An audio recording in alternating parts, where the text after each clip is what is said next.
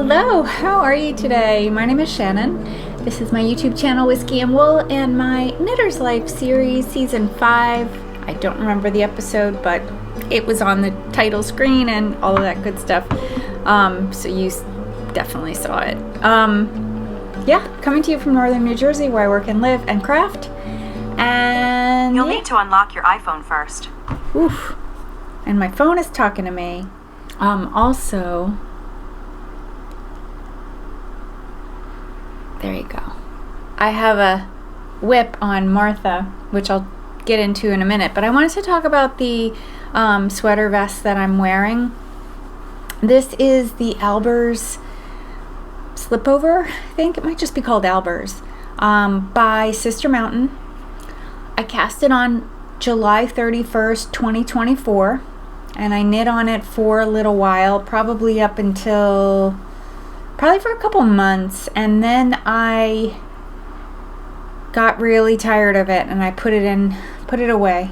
And I took it out recently. I really was super close to finishing. I had to just knit the back, like from the armhole up. The problem with I may not wear this the whole time either. The problem with, from a knitting perspective, what was making me go slow was that the stitches, actually here, let me take it off. The stitch, I love this beautiful, beautiful graphic pattern that you get doing this three color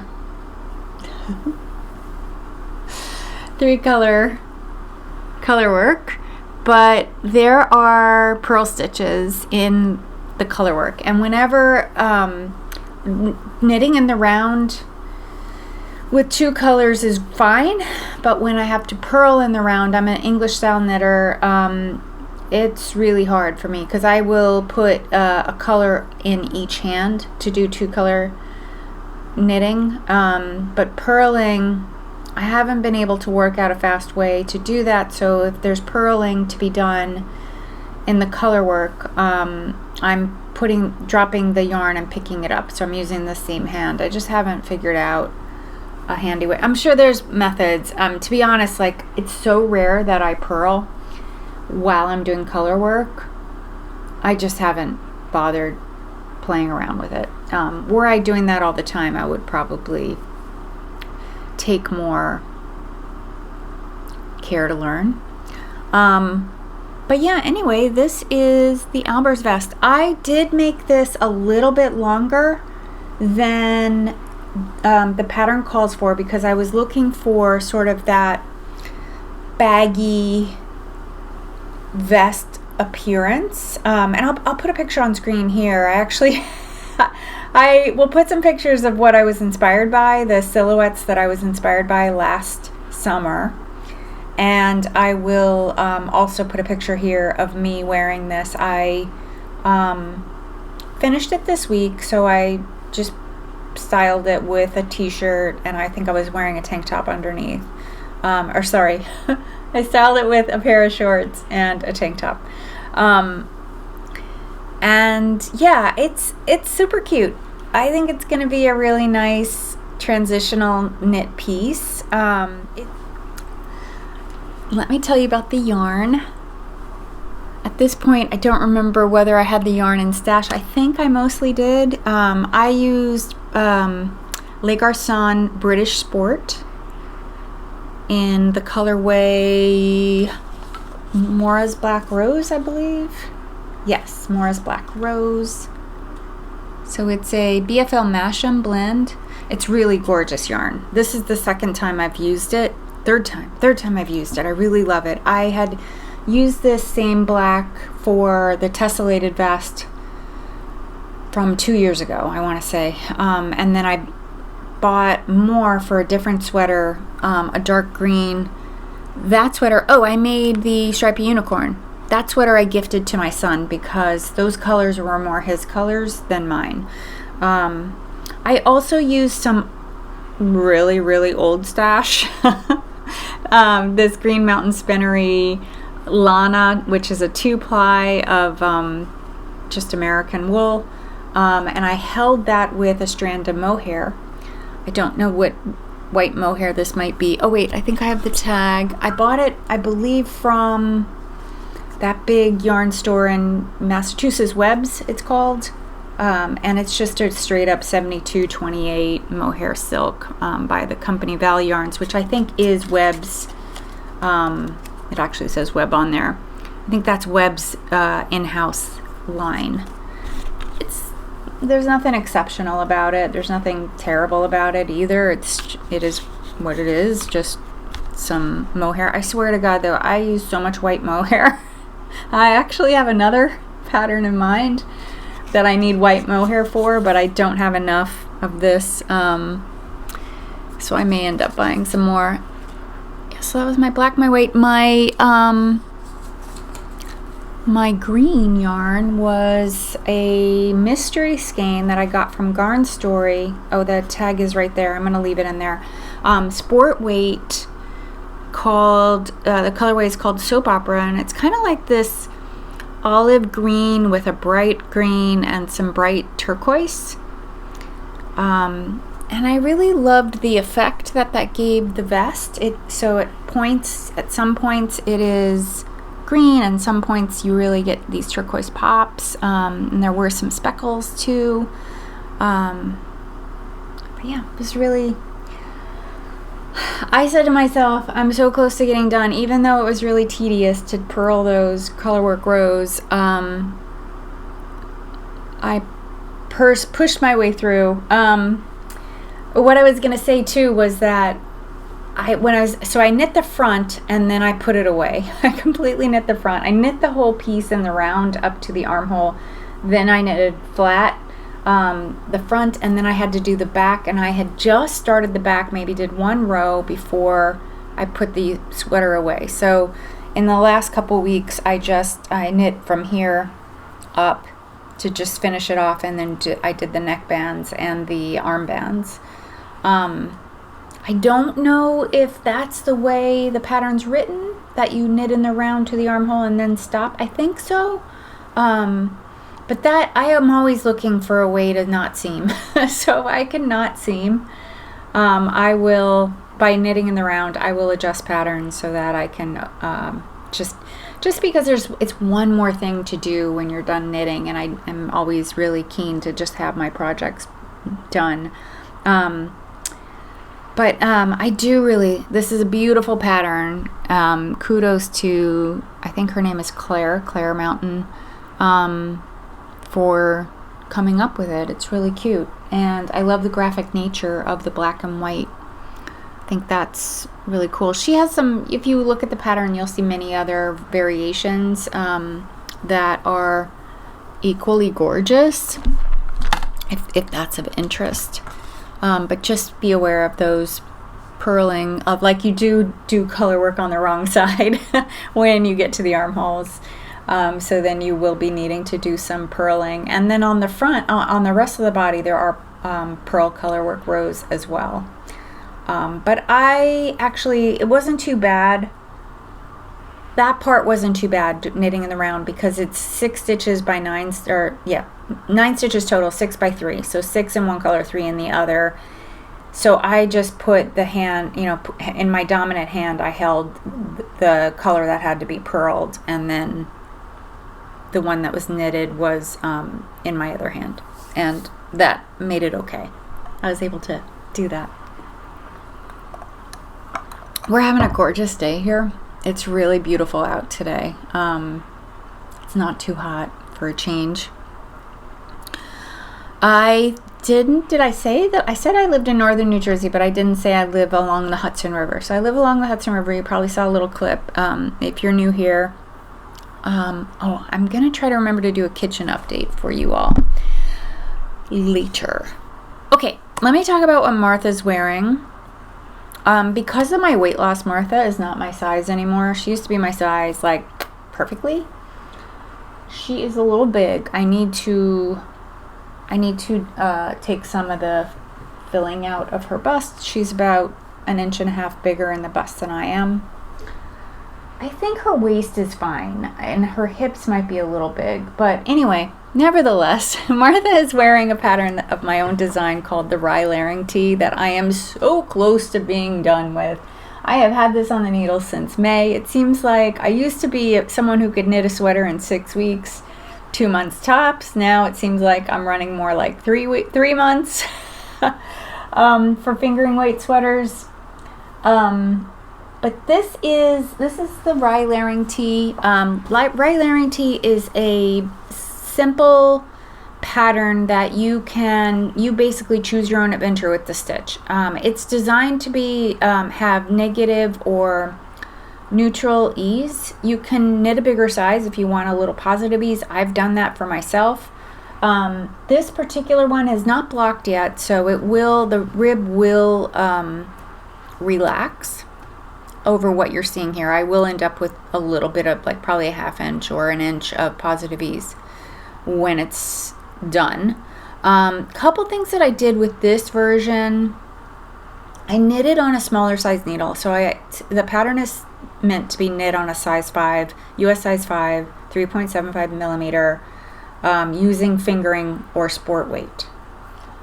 And this one, though, the yarn, which is a yarn that's no longer made, it's done by, it was it was made by Olann. She was a yarn indie dyer turned mill owner in but in Ireland. Might have been close to the northern border if I recall. And this was her base called Meara, which she 100% fine merino fingering weight, which she made in the mill. I believe it's vat dyed, and then the colors are put together to get whatever color she was trying to get. So the colorway is called Afterworld. It was a color that I really liked from an advent that I had gotten from her, I think in 2021. So I think I bought the sweater's quantity of this color that January. 'Cause if you had purchased the advent, she allowed us to buy whatever we wanted in full skeins, any of the colors. So I bought this. I mean, in hindsight, I know why I really love this color, but in hindsight I was sort of like, it's just brown. Like, oh, all right. I mean, this is gonna be a great basic tee that's just gonna, like, my design concept for the Rye Layering tee was, one, I just wanted a real simple crew neck set-in sleeve sweater that I could wear to work. I wanted something, it was inspired by a J. Crew sweater knit that I purchased probably like 15 or 20 years ago. I bought a few colors. I still have one. I have the black one. The other colors I donated or whatever, gave away at some point, because they were not colors I was wearing. Black, though. Black is easy. So it's a sweater that I still wear, not all the time, but I wear it pretty, regularly, I should say, to work, because it looks professional. It's just a real simple sweater that I can dress up with, trousers, or I can dress down with jeans. And so I just really wanted to replicate that pattern, and in a way that I could hand knit it, and I came up with this. That sweater from J. Crew is definitely machine knit, and it's a very fine gauge. This pattern, you can do whatever rib stitch you want. I recently made a turquoise one. I made it earlier in the spring, where I did a really cool offset rib stitch, but it is designed to do a rib stitch. Some of at least one tester, and maybe some other people that have bought the pattern, I'm not sure, did knit it in stockinette, and it worked fine. So you could definitely knit it in stockinette. You'd have more positive ease if you do that than you do in the rib stitch. So anyway, why did I go down on needle size? I went down on needle size because this yarn was a little bit thinner. The pattern is really written more for sport weight. I believe it's written up as sport weight. I have knit some in fingering weight and been fine. But I did a more flat rib. I did either a 3x1 or a 2x2 where you get more knit stitches on the front with just one thin row of purl on the back. In the 1x1, when I started with knitting with this yarn, it seemed very thin in a US 5. So I went down a needle size. I think I knit a little bit.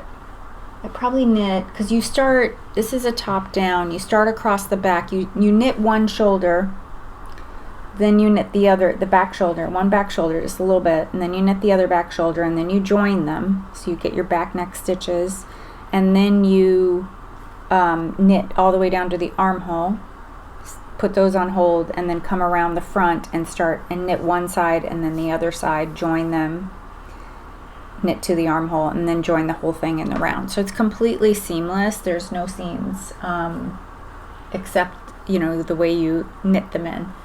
And I ended up, so at some point I ended up blocking what I had done. I think I got to the end of the armhole and I went ahead and blocked what I had so I could see what was going to happen with the yarn, because it was coming up. It's very thin. So I don't know if you can see my hand behind it here, but up here, this part, it's blocked, and the yarn really bloomed. So there must be a lot of oil in the yarn from its production.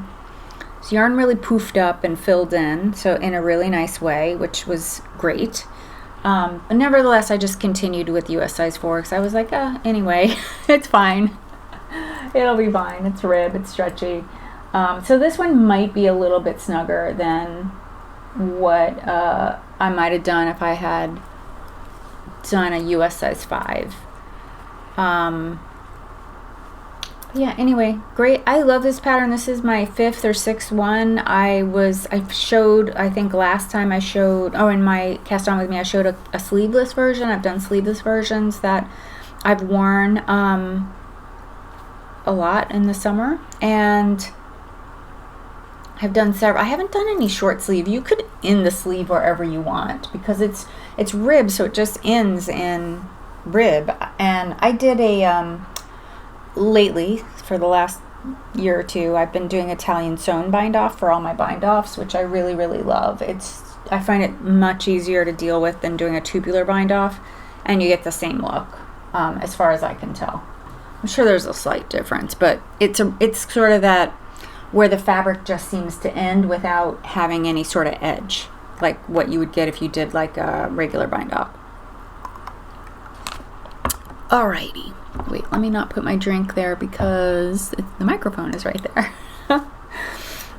Is there anything else I can tell you about this? I think that's it. Other than I'm just dying to be done. I really am just dying to be done.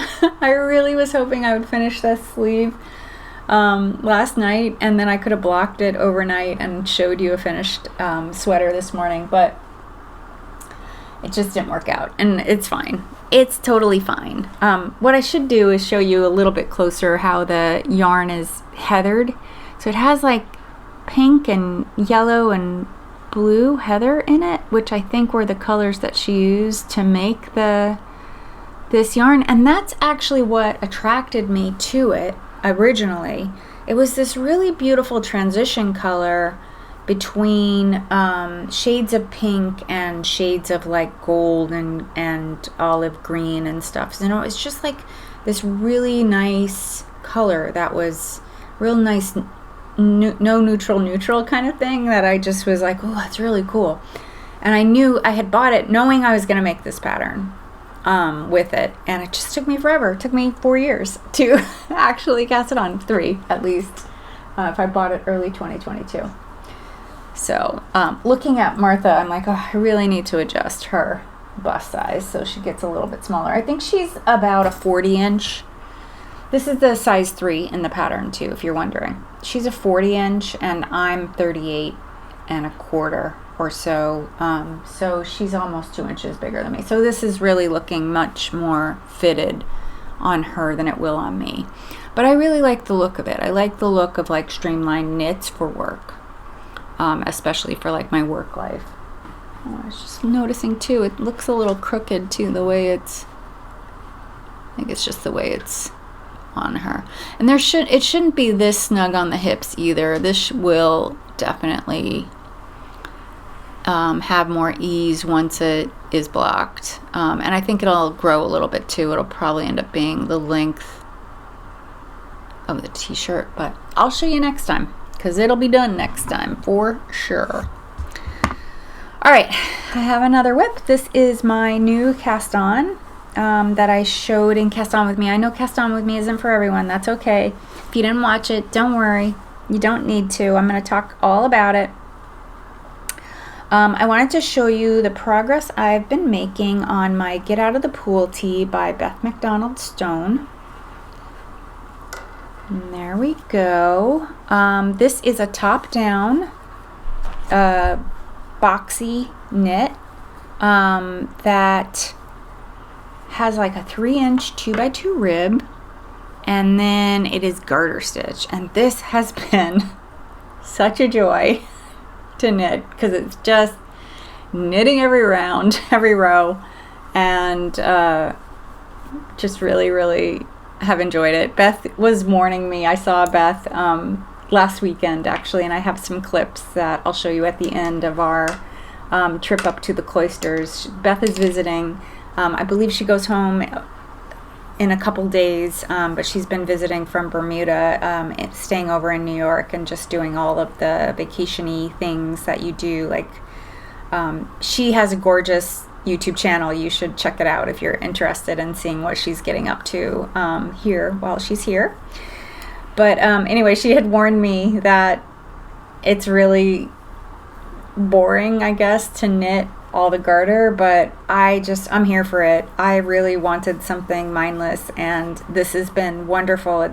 I'm knitting it out of 100% silk yarn by Aimée, which I'll show you in a minute.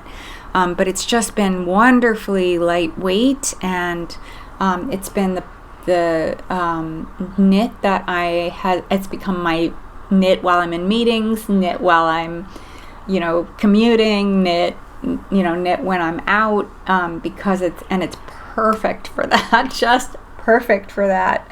And I really love the colors. So the yarn is by Aimée. It is her new silk tweed yarn, which I think she launched in June, I want to say late June or so. So Aimée.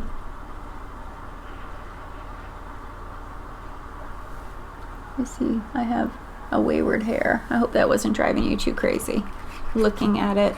And it is her silk tweed in the colorway Pinkfetti, and it's silk noil, which, if I'm not mistaken, silk noil are the broken pieces of silk that are left over from the silkworm after it emerges from its cocoon, I think. I think that's how you end up with the nubby texture of this silk. But it's really beautiful. I love the hand. It's going to be a really gorgeous drapey piece. Definitely into it. It's a short sleeve sweater. I probably put a picture on screen.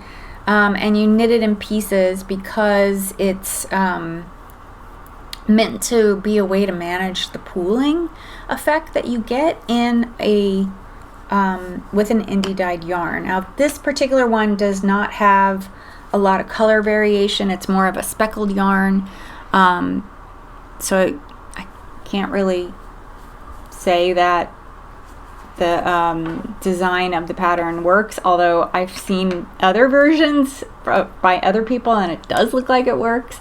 But in my personal use, I can't 100% say it's working, unless these big pink blobs here, they're spread out. So the idea is that with this design is that the pooling effect is moderated and managed for you, so you don't have to deal with that.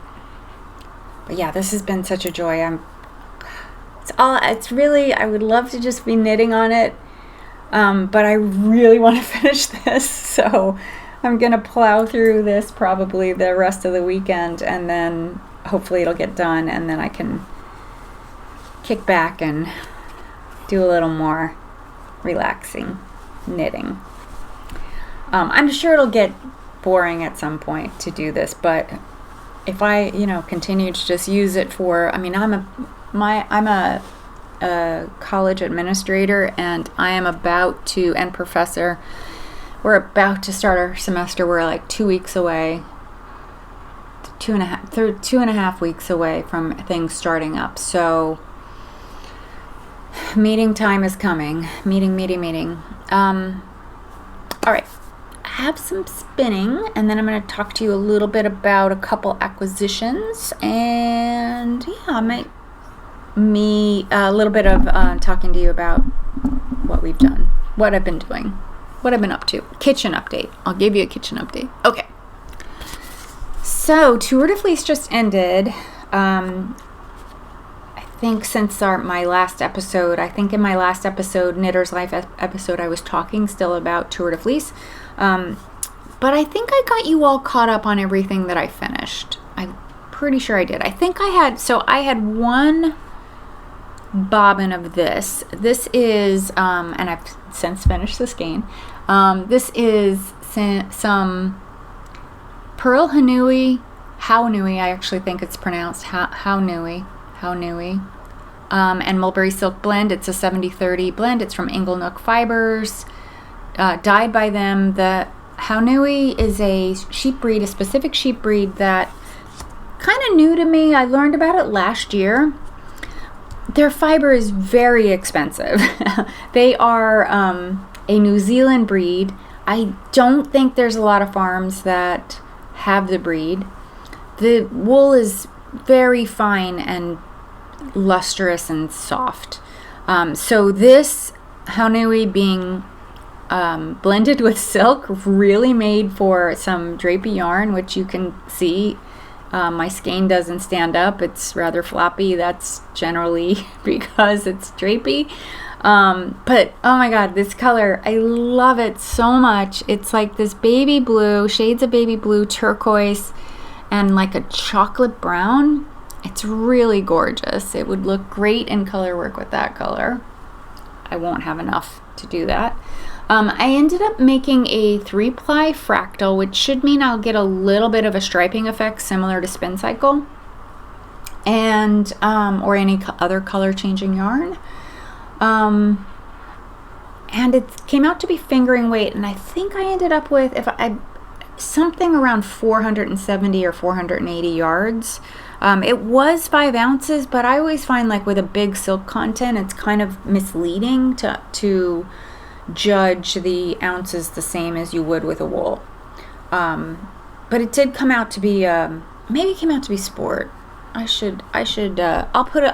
pop on screen rather than take time to look it up right now. I'll pop on screen the details on the skein, but I really, really love it. So finish this up. This was the first thing that I made after Tour de Fleece. And I started a new spin, which I'm going to just show. I have like a minute or a minute and a half long clip I'll show you right here, where I show you the fiber, and then I'll show you a couple of the bobbins when you're back. I have 3 braids of this Bramble Ridge organic polwarth, untreated polwarth fiber in the colorway Tropical Daschel. This is the Melly Knits Bramble Ridge collaboration for this year's Tour de Fleece Dasher team. So my usual, when I buy, I think they're each 100 grams. When I buy 3 braids, my intention is typically to do a 3-ply.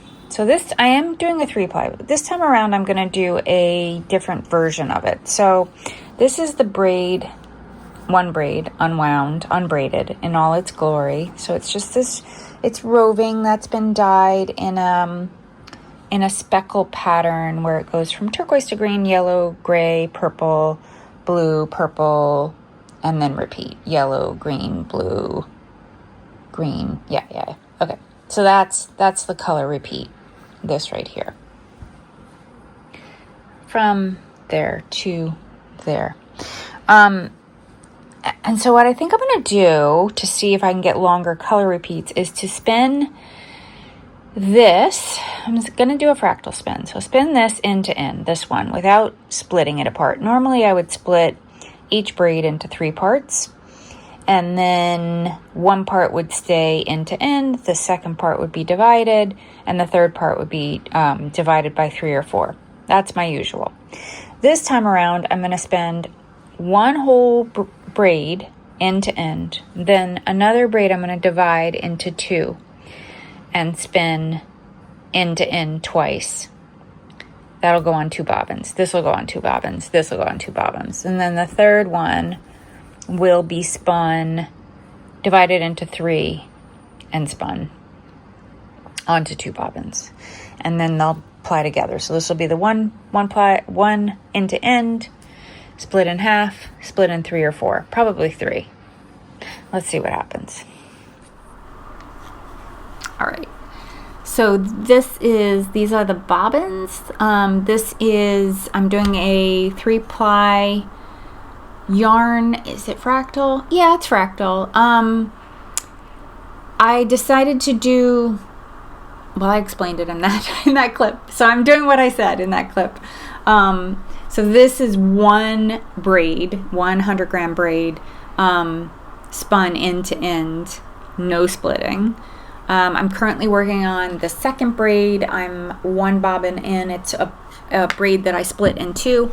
So I'll have 2 bobbins of that, and then the third braid will be split in 3 or 4. I'm just going to see how it shakes out. Probably 3. 3 is my goal.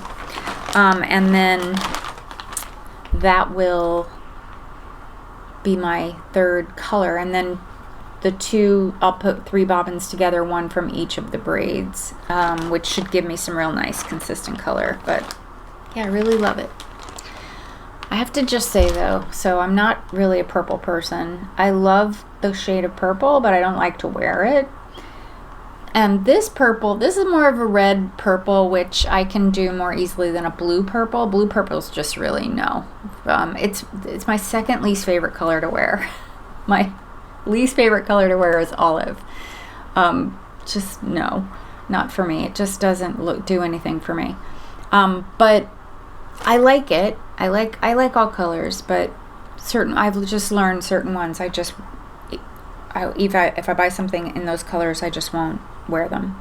Anyway, I want to say that someone else spun this, and the purple really dominated. So I'm hoping that's not going to be what happens to me with this the way I did the colors this way. I hope I get more of the blue-green, like the blues and greens and yellow are just really beautiful to me. And I think the purple is needed for contrast, but I just don't want it to dominate. So we'll see. That happens to me frequently when I am spinning, where I'll be spinning some fiber that I'm really excited about, and then about halfway through the spin I start to have doubts, and I'm just like, oh no, I don't know if I like this. And then I'll get to the plying, and either I'll love it or hate it. But there have been times when I've applied and I've just been like, this is terrible, I hate it, it's so ugly, I can't wait for it to be done. And then I go and wind it off and make it into a hank, like this other one I showed you. Sorry about the banging. This one, I'll make it into a hank, and then I'm like, oh, it's really pretty. So, what do I know? What do I know? Yeah, acquisitions. I saw my friend Lorian when I met up with Beth, and she gifted me this adorable little chicken. So I don't know if you watched Lorian's channel, Knitting Monologues. It's here on YouTube. She talked about making the little crochet chickens, but looks like 2 crochet granny squares that got attached together to make a little chickie, with this cute little comb and beak and little button eyes. So it's so adorable. Nice little souvenir. Thank you, Lorian. I love it. And I also got from Beth this. It's funny, last year I brought them gifts. This year I didn't bring them anything, and they both brought me gifts, which was great. I got this really beautiful color wheel keychain, which is really rockin'. I just love it. Where you can do the analogous colors and also the high contrast colors, and then also the trio of colors that will go together. It's really, really cool. But I left it all wrapped up so I could show you. Thank you, Beth. Very excellent gift. And then last, this was not a gift, this was a purchase. This book has been out for a while. I want to say it came out in 2022 or 2024, something like that. 2023. So this came out in 2023. It is a book by Larka Bogger, I think is the way you say her name. Larka Bogger, called Knit It Out. I got it from a bookstore. I'd been thinking about getting this book for a while since it came out. I follow Larka on, I hope I'm saying her name right. I'm sure you'll correct me. I follow her on Instagram, and I've just always enjoyed her creative approach to knitting. The book was really surprising, though. One, I couldn't believe how big it is. It has 12 patterns in it, but it actually is more like a...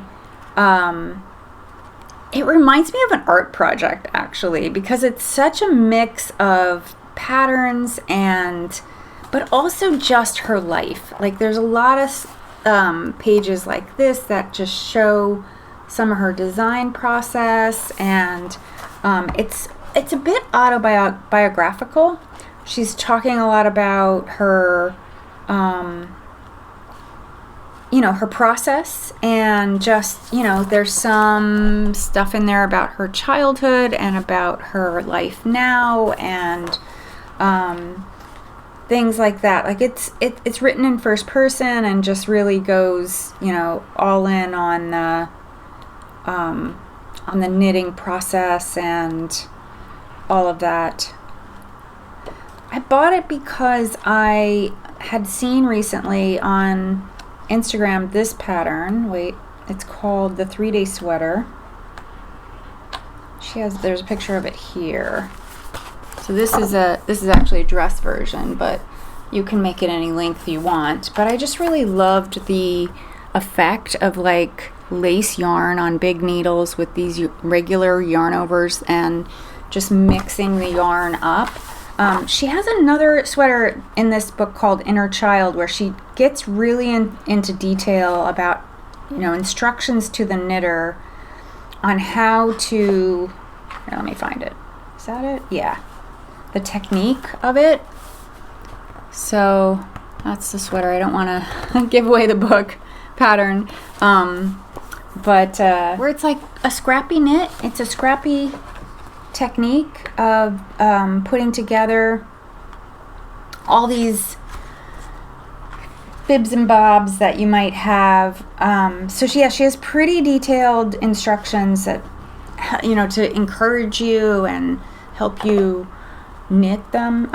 The book wasn't terribly expensive. It was pretty average, I want to say, and maybe it was like a $20, $25 book, something like that here in the US. Wait, price is right here. Oh, it says $40, but I didn't pay $40 for it. I paid half that.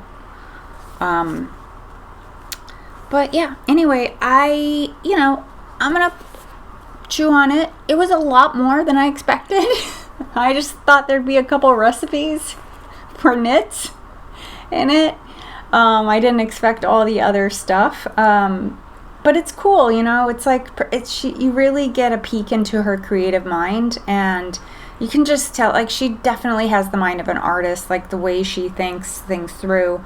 I went to art school. I'm an art school graduate. I have an MFA, a master's in fine art, actually, which is the thing that led me to teaching. And I've done a lot of mentoring of grad students since I've graduated myself. I graduated over 20 years ago.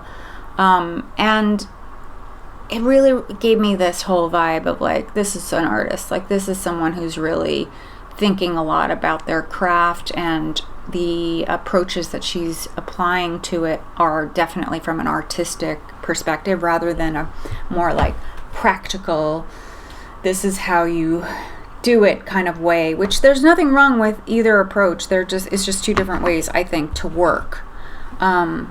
But yeah, interesting. I will definitely let you know if I go ahead and pick up, cast on some of those sweaters. She also has a whole bunch of patterns in this book that are using this like houndstooth stitch. You know, I wanted to say too, the other thing that reminded me of both the 3-day sweater and this houndstooth one. Years ago when I first graduated with just my undergraduate degree, and like this is many decades ago, I worked for Joan Bass, who was a knitwear designer that wasn't quite 7th Avenue. She was like considered quirky, and she was doing knitwears like around the same time that Mazzani was doing knitwear, and but Mazzani is in Italy and she was here in the US in New York City, and I worked for her for about a year, my first garment center job, but it was really off the beaten track kind of garment center job. But she had a whole line of hand knits, and she had these hand knitters that would come in and knit these sweaters, and she had one that she had a houndstooth pattern that she had her knitters do. She also had like big chunky houndstooth like this, and this was the 80s. It was the mid 80s when so it was 40 years ago basically, when I was working for her. So she had this houndstooth pattern that she put in many of her sweaters, and then she also had a scrappy knit that she called an ook sweater, but it stood for one of a kind, and it was on big needles, and it kind of had this, she called it a Morticia fit, so it had very fitted sleeves that had a lot of extra fabric that you would end up pushing up, and it would like scrunch around your wrist, and then it was like pretty, like kind of simple crew neck style, similar to that, but loose, not negative ease, positive ease.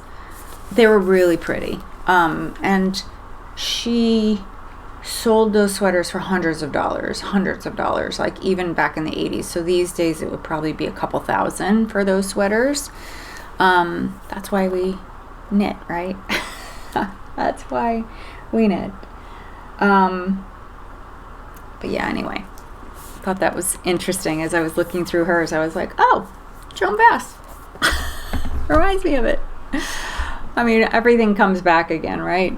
I do think that Larker made her own houndstooth. There's a chart, and the houndstooth isn't quite a traditional houndstooth. It's got a little kind of style. It's more of a stylized houndstooth. It looks beautiful in the knits, though. So definitely something I would think about. And I want to say there's a purse pattern for the houndstooth, too. Like you can make a little clutch out of the houndstooth. It's really pretty. I don't want to make it, but it's cute. I just wouldn't use it, but it's really cute. All right, do I have anything else? I think that's all I have for you this week. I've been, gabbling on here for a little bit, so I'm going to leave you with some clips. Oh, kitchen update. You know, contractors really take forever to get their act together, so I have had the plan set since May. There was all this rigmarole to get the permits. I still don't have the permits. It's nothing that I have done wrong, and there's nothing wrong with the job that has to be done. It is all about the contractor that I am trying to hire. He hasn't started yet.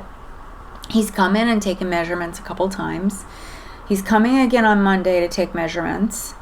And he will... Yeah, supposedly I give him a deposit and then he's ready to go, but he's sort of broken it out into segments. So this apartment needs a lot of electric work. So he wants to do that first, which fair enough. Like that means I can stay in my kitchen. I don't have to move out of the kitchen yet while he does that work, and that could take a couple weeks. So fine. I mean, my thought was he'll come in and demo it, and then all these other things would start, and there'd be like a group of guys that's going to do, you know, put up the walls, and then a group of guys who are going to do the electric, and a group of guys who are going to do the plumbing, or, you know, one or two guys or whatever.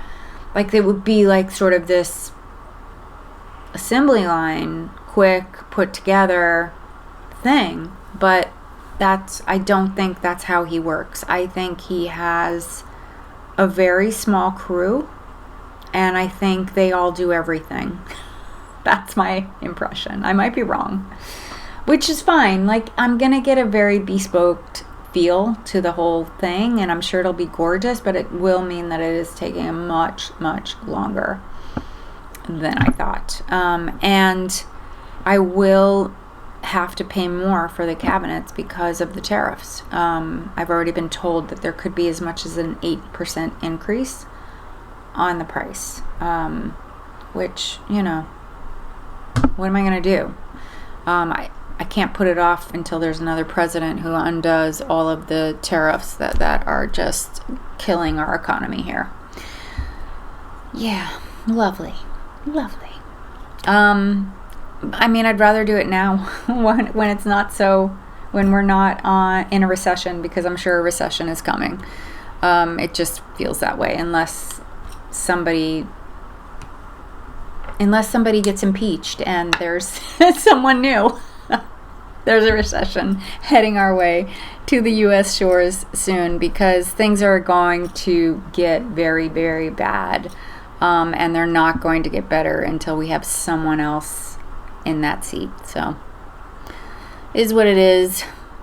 Just holding on until it ends. Sorry, I don't usually get political, and I may cut this, but I don't usually get political because it's such a drag, but such a downer.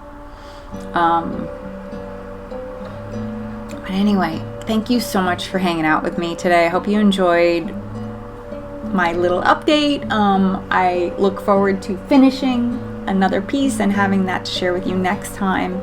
I'm gonna get Martha slimmed down a little bit too. Make sure I'll do a check on her measurements versus mine and see how we compare. I do know my shoulders and her shoulders are the same. That part is accurate. Although maybe she might have a little bit more of a bicep than I do these days. We'll see. I'll figure it out. She used to fit me perfectly, but that was about 20 pounds ago. Anyway, I'll see you soon.